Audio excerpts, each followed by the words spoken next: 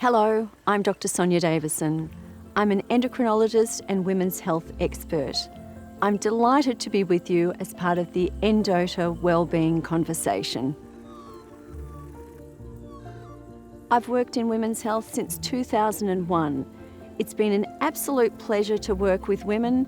I did a PhD looking at 1,423 Australian women's hormones and their relationship with age, menopause, brain function and sexual function.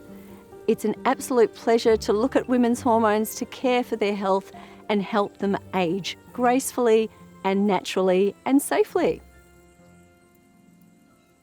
Brain fog, waking up at night, dry skin, they are all typical symptoms which can start to be seen in perimenopause but are really cardinal features of menopause. This is because our estrogen levels in perimenopause are fluctuating crazily and then bottom out. And menopause, it's the last egg, the last period, but our estrogen levels really flatline and are more than 95% reduced at that time in life. Perimenopause is natural. Every woman, if she gets to that age, will get through it. It is a programmed winding down of hormones. But it's not smooth. It can be very random and very erratic, especially the estrogen and progesterone levels going all over the place.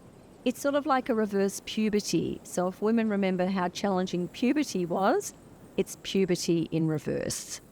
Perimenopause is a really rocky time. It's when our bodies wind down in terms of our egg production. It typically is in the mid to late 40s, and our pituitary is desperately trying to message to the ovaries to have them make estrogen, but we are running out of eggs, and the eggs make the estrogen.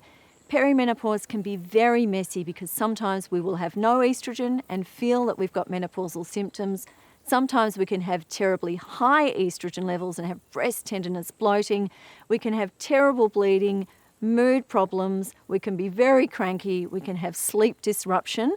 And then at the end of all of that, we become menopausal, typically about the age of 51 to 52, and our estrogen levels bottom out then. Menopause isn't easy, but at least we avoid the fluctuation of symptoms that we have in perimenopause. Perimenopause can feel chaotic. It can also be a meaningful recalibration, as women can look forward to freedom from periods after menopause, in addition to other problems such as PMS and endometriosis. Recognising that the changes in perimenopause are programmed and natural can also help some women cope with it. We may underestimate perimenopause as we still have periods and estrogen and progesterone production. So many women will just carry on like normal, even though their hormones are being produced more erratically. And this is when bothersome symptoms can start to arise. Perimenopause is also like the new kid on the block. We've talked about menopause for many years and its impact, but we haven't traditionally focused on perimenopause until recent years. This stage can feel uncomfortable when a woman has prioritised the care of others because she's reached the point when she needs to care for herself, or she won't manage well during a very challenging life phase for some women, and when there's lots of other burdens going on, care of others, work, relationships, a difficult world, and just life in general. In terms of tolerating symptoms, I don't want anyone to tolerate any bothersome symptoms.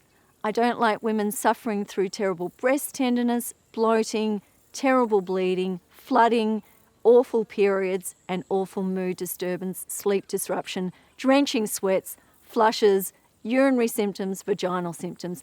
There is a solution for these symptoms. It may not be an easy solution, but if you get to your healthcare practitioner and talk to them about these symptoms, someone can guide you through this. But there's also some beautiful information online about perimenopause and menopause, and I just want you to get to reputable sources rather than look at the TikTok, all of those things, because there are some very dangerous messages out there and some untrue messages out there as well. So just be very careful of what you believe and of the advice that you get.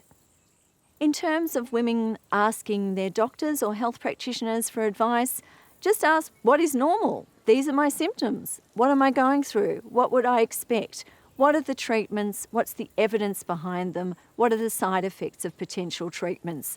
If you're not getting the answers from your health practitioner, and you do love that practitioner but think you need more specialised health because this is a difficult problem for you, just look elsewhere, and often within the same practice there might be someone who would specialise in women's health. Perimenopause is literally a beast. Some women can just find that their world is dropping out, they're really struggling with symptoms, they might be caring for dependents, caring for elderly parents, they might not sleep, and they don't know if they're Arthur or Martha.